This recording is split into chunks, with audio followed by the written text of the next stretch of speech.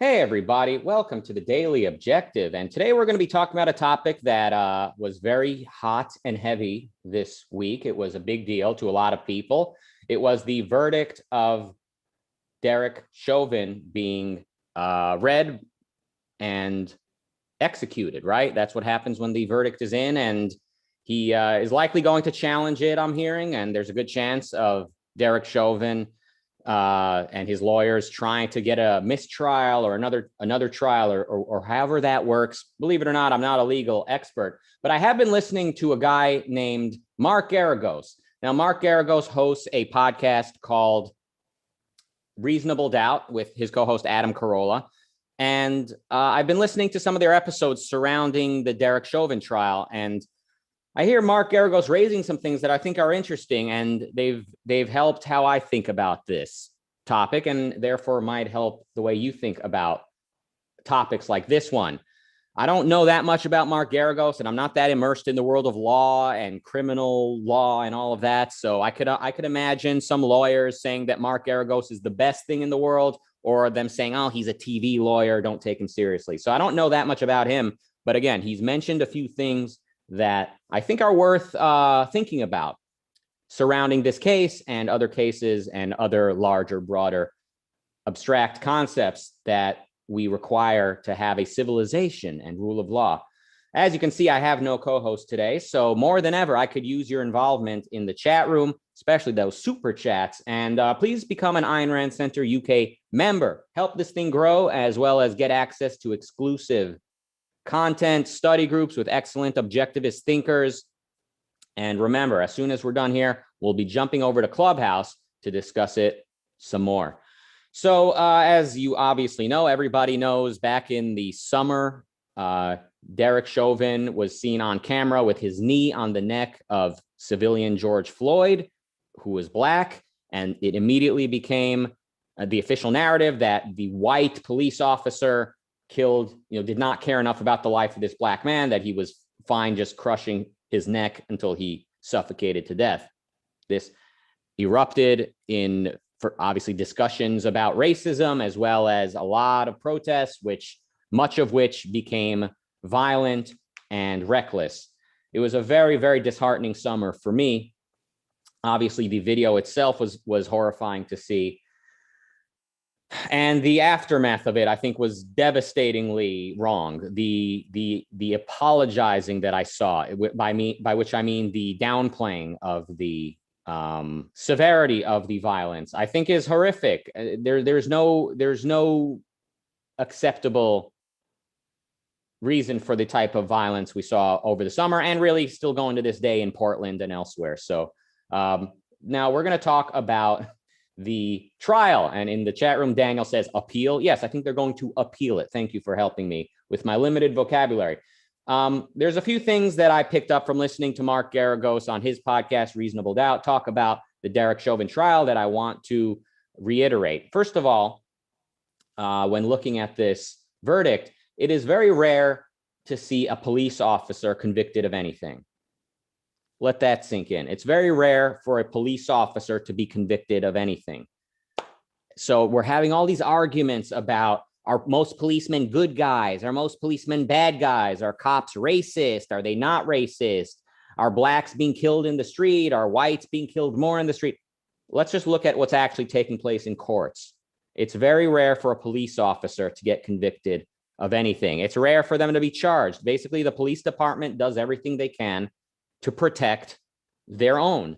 And that means dragging their feet when it comes to pressing charges, and then doing whatever they can with the relationships they have, the connections they have, the procedural knowledge that they have in the trial itself, to prevent their own from getting convicted, and to, when convicted, from getting a severe, harsh sentencing. Now, in this case, according to what I've heard, the Minneapolis Police Department basically told Chauvin, "You're on your own." I mean, with all the PR surrounding this case, the Minneapolis police are like, "We're as horrified as everyone. We are, we do not stand by this. This does not represent the values of Minneapolis." And basically, Chauvin was left to his own devices. Now he obviously had a defense team.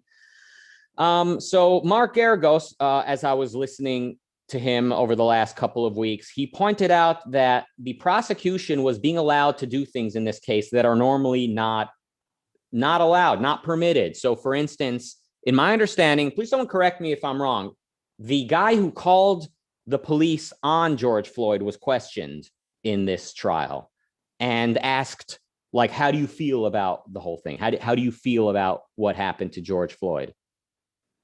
Normally, when a question like that is asked of a witness, you would hear the slamming of a hammer on the gavel by the judge saying, this has nothing to do with this case. How somebody feels about the aftermath has nothing to do with what actually took place. The question is, was George Floyd killed by the police officer? And if killed, was he murdered? Was it murder? And how bad was it? Of a murder was it? Those are the questions. What took place are the questions that need to be asked and answered in a trial. So the question is not, what's the larger narrative in society around this whole thing? How should we feel about all of this? It is very difficult to get a jury to stay objective in such a heated trial, obviously, right? This is huge. So that's challenging enough. And to see that the prosecution is being allowed to ask questions like, how do you feel about what happened to George Floyd after you called the police, is not a good sign. That is a very troublesome thing to see, that it's, obviously that it's being done. Now, the fact that the prosecutors would like to do it is not the surprising thing, but the fact that they're permitted to do it, that they got away with it, that the judge did not slam his hammer on the gavel and say, what the hell does that have to do with anything? The fact that the media didn't jump on it, so Mark Geragos, again, who I'm going to be citing a number of times here today, he points out, back in the early 90s when O.J. Simpson was on trial, the left and, the liberals, they were on the flip side of all this. They were the guys saying innocent until proven guilty, right? It was all about racism back then too, but back then the defendant was the black guy. The prosecutors, or the prosecutors were seen as the white man, and everyone was saying innocent until proven guilty. OJ has rights. We live under rule of law. He has procedural rights, and all of that. But today we're seeing the leftists, the liberals, whatever, if you could still call them liberal, but the leftists are all the ones saying, yeah, throw the book at Chauvin. They basically would like to bypass the court altogether. They would be happy to just kill Chauvin in the street like Gaddafi in Libya. I'm not saying all left-leaning people feel this way, but with the energy surrounding this case, I think a lot of the types of people we see in the streets, have seen in the streets, they would love to give Chauvin a physical punishment and basically kill him. So we're seeing a very scary energy. Anyway, again, the leftists in the OJ case were saying, hey man, OJ has rights. No matter how badly you want to throw the book at him, he has rights. We need to go through certain procedures. We need to actually look at the evidence, not if we like the people involved, look at the evidence and find out, is there proof beyond reasonable doubt that murder took place? And then what type of punishment is appropriate? In this case, we're seeing the leftists on the flip side. People like Chelsea Handler, obviously she's a comedian, quote unquote. I haven't heard her say anything funny in a very long time, but she's out there saying, well, there's video evidence. Maybe we can just bypass the court, the trial. I mean, that's the state of the culture we're living in, and a lot of people cheering that on. That's the effect the internet has had on a lot of people, and that is just the era we're living in, it seems, where a lot of people, unironically, are just acting like, hey, courts, trials, forget all that. We can govern ourselves. We can make these decisions democratically, so to speak. We can just basically carry out justice via Twitter. So it's very troublesome to see. We're also seeing a lot of lawyers getting on CNN, getting on various news outlets, and former prosecutors, former defense lawyers, or just all types of lawyers, current and past, talking about this case like, oh, this is an opportunity to finally confront racism in this country. This is an opportunity, this is the moment that all of our civil rights leaders are going to be looking at and seeing if their work was in vain. Excuse me? We are talking about a murder trial. The question is, did murder take place? You're welcome to attach all types of connotations to it, but we are dealing with rule of law. This is not a time to be poetic and artistic about the whole thing. I mean, it's very difficult for the jury and the judge to be objective about this type of thing. It's very difficult to keep the people from getting volatile. So don't add fuel to the fire, right? You're making it worse when you're adding all this poetry to it. Now, as far as I can tell, there's no actual evidence to this day that Derek Chauvin did what he did because George Floyd is black. And the trial, as far as I can tell, made no point to prove that. There's no proof of that, other than that Chauvin is living in white America and he is white, and critical race theory says all white people are de facto racist. Do you want to live in a country where the courts actually follow that all whites are presumed racist in virtue of their being white? That is what philosophy leads to. Ultimately, it seeps into the courthouse, it seeps into politics, the legislature, the executive, the judiciary, and we're actually going to be living in a world where whites are presumed racist, where blacks are presumed victim, and women and gays are presumed victim. I mean, we're getting to a point where we're going to be in a point where facts don't matter. So yeah, a number of troubling things were seen in this trial by people like Mark Garagos, who pointed out that the prosecution were permitted to ask a witness, how do you feel about what took place? And that the judge did not say, no way. Again, pundits, nobody seems to have any responsibility for how their words might affect people. All these pundits, all these lawyers acting like, yes, we are marching for civil rights. We're talking about a murder case. Did murder take place or not? That is the question that's relevant. So very troublesome to see a lot of what took place, and troublesome again to see that the people, the fight against racism used to kind of go along with saying that the accused black guy needs to be presumed innocent until proven guilty. And that's true, whether he's black or not, I would say, right? Everyone needs to be presumed innocent until proven guilty. Now, here's something Mark Garagos pointed out on his podcast that I want to repeat here because I think it's a very, very important point. In light of what the prosecution was able to do in this trial, such as invoking feelings, manipulating the emotions of the jury the way that they were permitted to do, by turning this into a narrative trial with a surrounding narrative about systematic racism or just feelings in general, rather than just being obliged to stick with the facts. This is setting a precedent that is going to be used in future criminal trials. Now, let me ask you, in most future criminal trials, do you think it's going to be guys like Derek Chauvin on trial? Do you think it's going to be police officers that were caught on camera killing, with their knee on a black guy's neck who ended up dying? Or more likely, is it going to be a lot of civilians that are on trial, that are the defendants, and are having these manipulative tactics employed by the prosecution against them? And it's going to be permitted in all likelihood because it was permitted in this case, and precedent is a big part of court culture, I'll say. So what this all amounts to is what was permitted to take place in this trial is going to result in more black guys getting convicted and given harsher sentence than they otherwise would.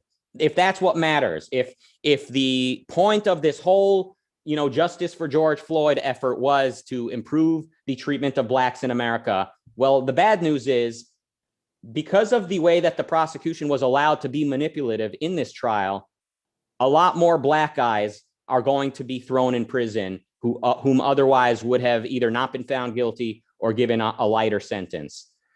So, folks, there's nary a good time to be cheering on a guilty verdict. We need to be very prudent when it comes to rule of law, when it comes to trials. We need to be very sober. We need to be very careful. I am not a fan of cheering on a guilty verdict. And it's very troublesome to see a mob energy surrounding this type of thing. So The mob energy has been strong in America. It's obviously, it didn't start in the year 2020. It's been building and accumulating over a very long time. We've seen signs of it in the past, long in the past. It's nothing new. I've always sort of been critical of people who act like the world went to hell in the last few years. Oh, 2014, what happened to the left? They've gone bananas. And the left, they were ruining people's lives in the name of political correctness for a very long time. And for a very long time, the right or the opposition or the reactionaries had no real alternative to offer, which is why it's also very troublesome to see what has happened on the so-called right or the reactionary side of the aisle, whatever you would call them. What we've seen from them is, in my opinion, devastatingly troublesome. We are seeing a lot of disrespect for rule of law, which is exactly what I would say we saw in the aftermath of the election. Sorry, I know, here we go. Time to get angry at me after I just spent the first 20 minutes of the show lamenting the travesty that was the recent trial. Now I'm going to point out, people in this country did not properly respect the decisions of the courts in America. The courts looked at the evidence. They said there's no evidence of widespread voter fraud. Throw this out and stop wasting my time. And how did Trump and his enthusiasts react to that? They said, well, the courts don't know what they're talking about. And we can see what the country is turning into. We are now living in the Tower of Babel, my friends. We are living in a country where one significant segment of the population with very loud voices believe we live in a systematically racist country where blacks are treated a certain way and whites are behaving a certain way. We have on the other side a very loud and influential group of people who believe that elections are basically arbitrarily grabbed by the left by Democrats with no consequences or accountability whatsoever. And, basically violent revolution is really all that's left on the list to as a rational response. So we are looking at the Tower of Babel, I like to say. We are unable to communicate with one another. So it's bad. It was very bad to see, disheartening, though not surprising, to see a fence around the courthouse. Is that correct? A fence nearby the courthouse. Is this the country we're living in? Are we living in a third world country? It's very scary to see that mob violence is even on the list of things that people might expect. This is not a way that rational, civilized people behave, and it should not be tolerated either. The police and the community members ought to expect nonviolence. So, people would get upset with me when I would talk about the storming of the Capitol, right? And when I would talk about how devastating that was, people acted like, oh, so you're downplaying all the BLM violence that took place over the summer and since, as though criticizing one is justifying the other. And I'll tell you, the violence that has been done in the name of BLM, that has been done in the aftermath of, in the name of justice for George Floyd, has really made me question if the United States is even my home, is even a place I want to live in. I've actually thought about, the world's a big place. Maybe there's somewhere else where I can go. Maybe there's another place I can, live. This is not an argument, right? I'm not making some sort of clear case for my position and telling you that I've thought about if America is even a place for me, but I'm just telling you, I don't take the BLM protests, the civil unrest lightly at all. I live close to a lot of that civil unrest. So some of my favorite places in Los Angeles, places where I would show tourists, show my friends in town, places where I would go drive by or walk through just for my own spiritual joy, were burnt to a crisp or shattered horribly. And I don't feel like my fellow Angelino shares my values in light of what took place. So very disheartening to see the mood of the country. Thank you for the super chats, Marialine, first with $4, holding out a can of coffee or a cup of coffee. By the way, I'm drinking not only my usual tea, but also Airborne, or not the Airborne, the other one, Emergency. I am getting vaccinated in about an hour from now. So that's nice. I'm sure that won't evoke any strong opinions from anybody. Also, Marilyn with $5 in the super chat says, unable or unwilling. I think she's referring to when I said we're unable to communicate. I mean, I think unwilling is the right word for that.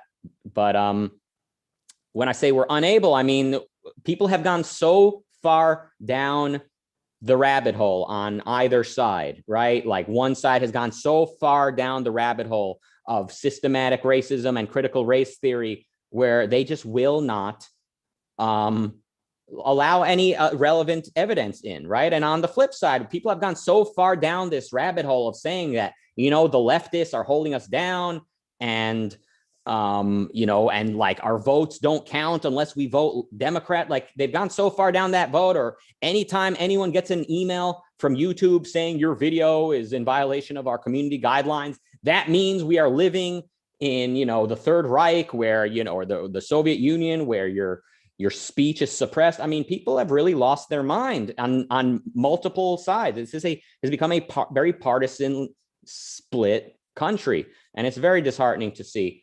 Thank you, Zalmi, for the super chat, $9.99. Thank you for that. Bonnie with $5 in the super chat says, thank you. Are we headed for a showdown and if an appeal wins? Rule of law is becoming subject to mob intimidation. Yeah, I mean, so obviously people say the verdict is guilty on all counts because of the fear of mob violence. But I mean, let's be clear. What do we mean by that? Because the jury itself, the jurists themselves, made this decision, obviously, right? It wasn't a politician, it wasn't the judge, it was the jury. Now, the question is, does that mean the jurists were just thinking to themselves, like, I really don't want my home. I mean, these people live in the city in which they're serving, obviously. I really don't want the city to burn, and I don't want myself personally to be targeted, right? So maybe that was the motivation.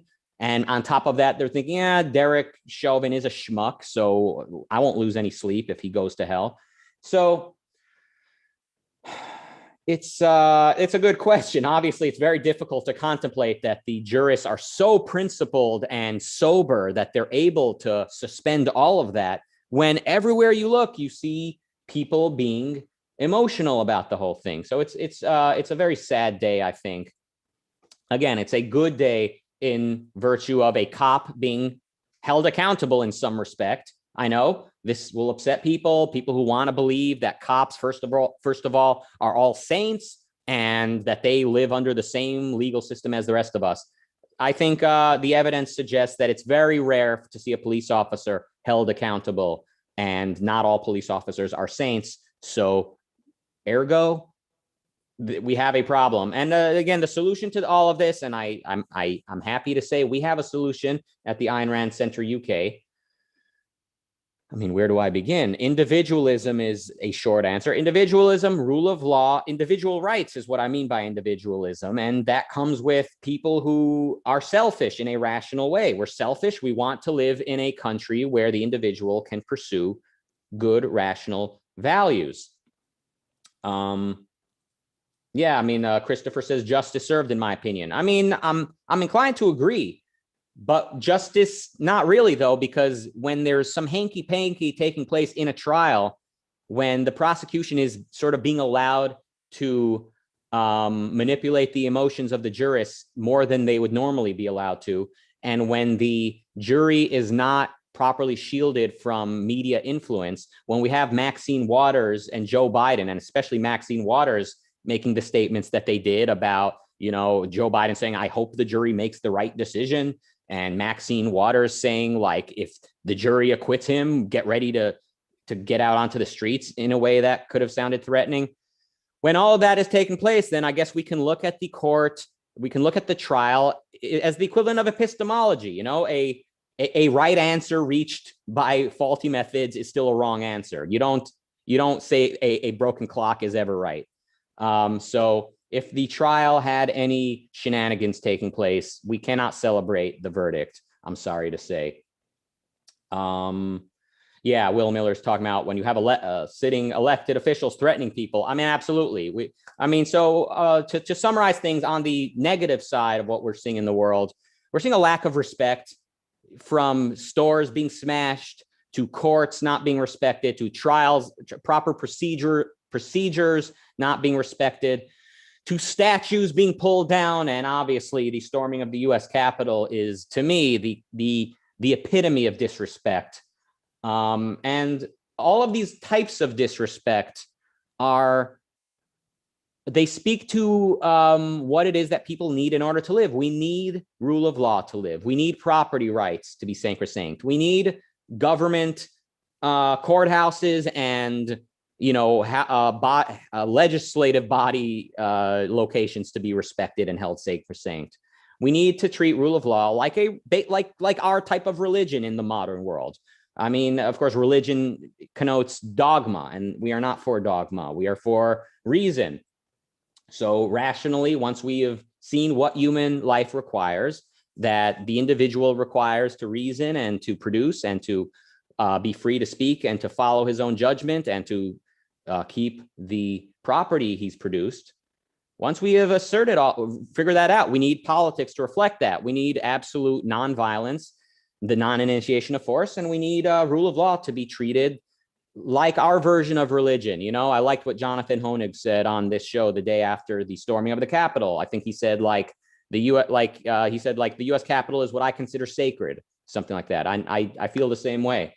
When you see that objectivity in politics, when you see that rule of law relates to your personal values, you cannot think about what it is you value. Think about your career, your property, your possessions, your family, your kids, whatever it is you care about and want to protect. You cannot protect these things in a world without rule of law, without objectivity among the people. So, yes, we need respect for reason above all.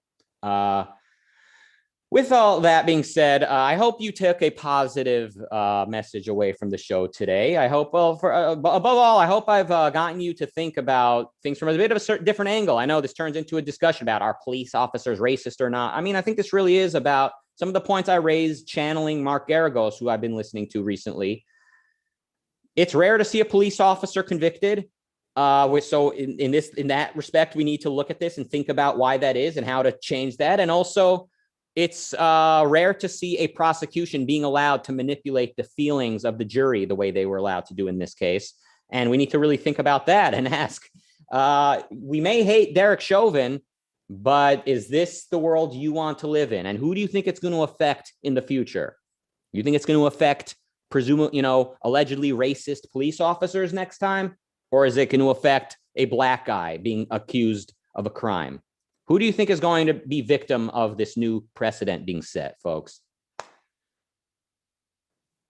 And again, once again, there is a positive alternative being offered. The Ayn Rand Center UK, I think, contains that positive message in its namesake. Ayn Rand, her philosophy, read her novels, read her philosophy, read her nonfiction as well as her fiction, listen to her lectures, read Leonard Peikoff, and I might add, get involved with the Ayn Rand Center UK. Become a member. We've posted a link here in the chat room. You can join and, help this thing grow, help this thing sustain itself. And most importantly, you personally can get access to some excellent thinkers in objectivism and some study groups, as well as the opportunity to ask questions of some very, very learned guys in objectivism.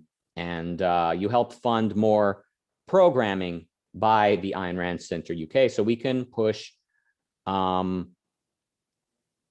positive philosophy. At the end of the day, philosophers rule the world. Philosophers rule the world. They're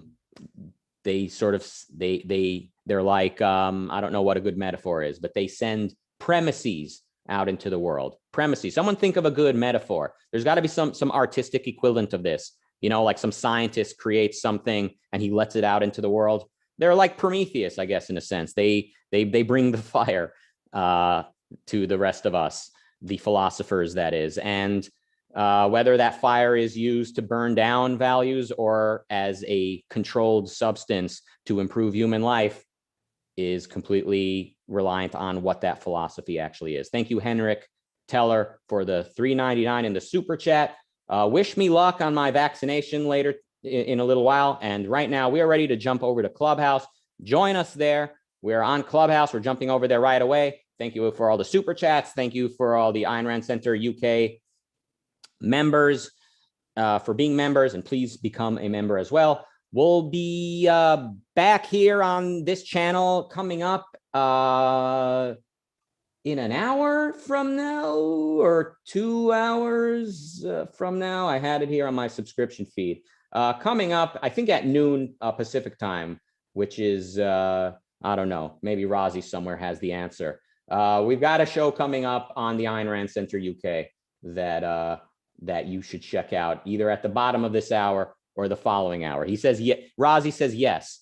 The integrating investor, yes, apparently answers the question of, okay, 3 p.m. Eastern. That is in an hour and a half from now. This is the longest outro I've ever seen. You know, people say, oh, your intros are always too long. That's nothing compared to my outros. I'm filibustering when the show should have ended a good 10 minutes ago. Thank you for joining us. We're jumping over to Clubhouse. Join us back here in an hour and a half for the integrating investor episode, and have a wonderful weekend. Thank you and goodbye.